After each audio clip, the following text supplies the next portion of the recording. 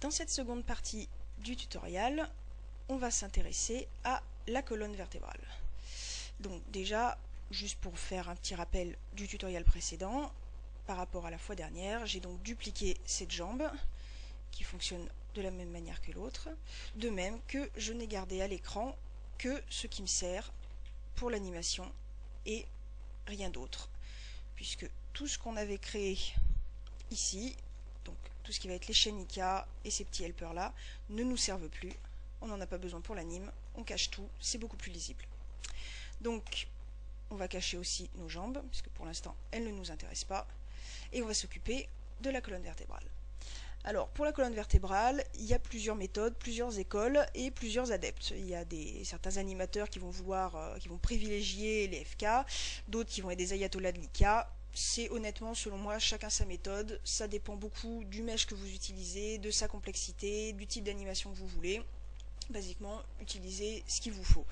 Dans ce tutoriel, je vais vous montrer une méthode, qui est une méthode FK, que j'aime bien personnellement parce qu'elle est très simple à mettre en place, qu'elle a très peu de contrôleurs, et que ça passe aussi bien pour du cinéma d'animation que pour du jeu vidéo du temps réel.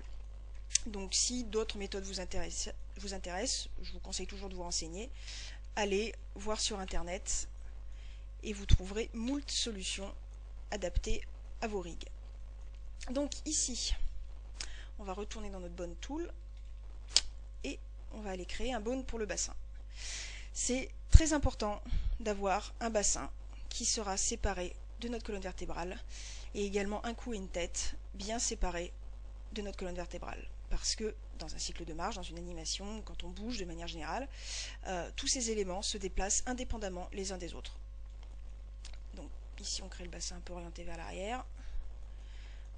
On va créer notre chaîne pour la colonne vertébrale.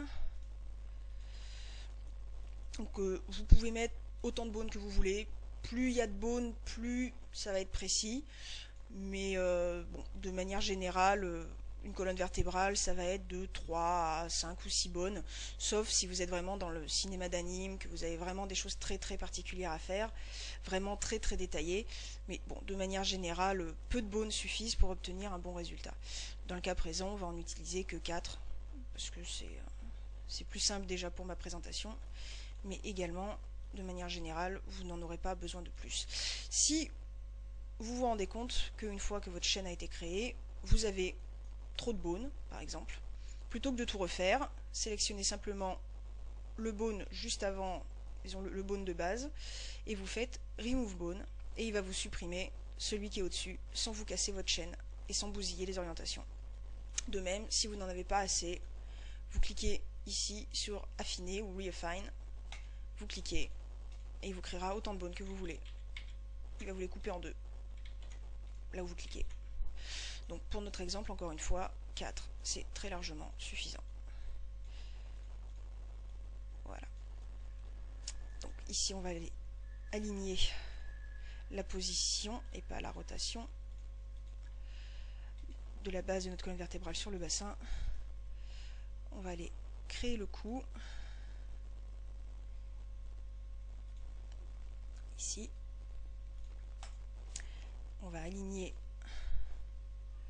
le cou sur la fin de la colonne vertébrale. Et ça me paraît pas mal comme ça. Important, pour des soucis de lisibilité, simplement, orientez toujours le bone de votre tête par rapport à l'orientation de votre visage.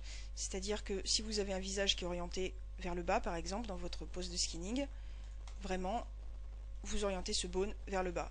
Ici, dans mon cas, il est bien orienté comme ça.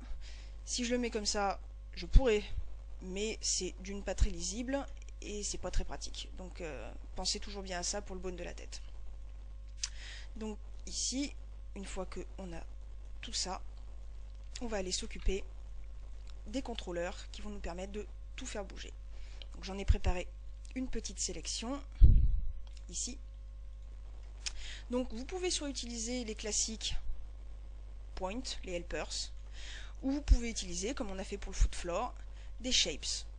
Encore une fois, les shapes, leur immense avantage, c'est elles permettent une grande customisation. Vous pouvez les mettre dans toutes les formes que vous voulez. De facto, c'est beaucoup plus lisible. Par exemple, celui-là, c'est pour un déplacement.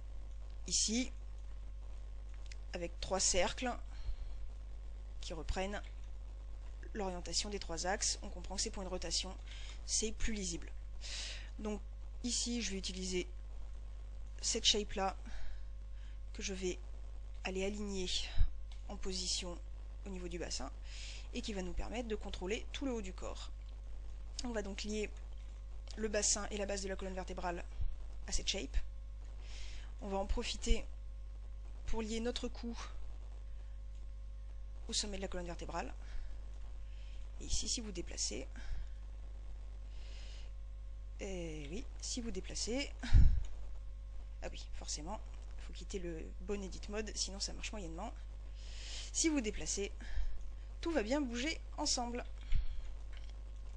Et vous pouvez même, si vous le souhaitez, prendre vos jambes et les lier à votre bassin ici.